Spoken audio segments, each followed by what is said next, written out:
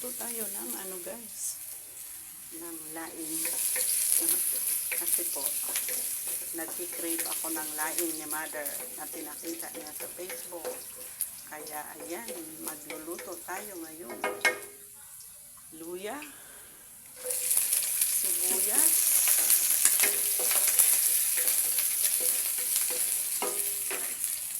at saka bawang.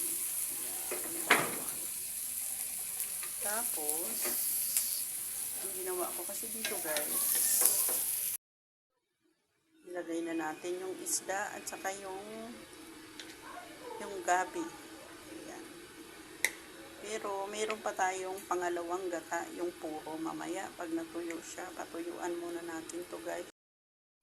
Ilagay na natin yung purong gata. Ayan na siya. Ngayon, pag naglalangis na siya, yun, doon na natin siya titikman pag naglalangis na.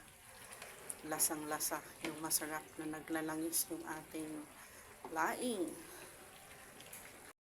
Ayan na, kainan na tayo ng laing guys.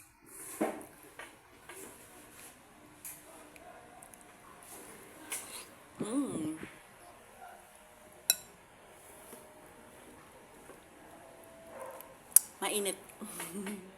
Mainit guys. Pero masarap.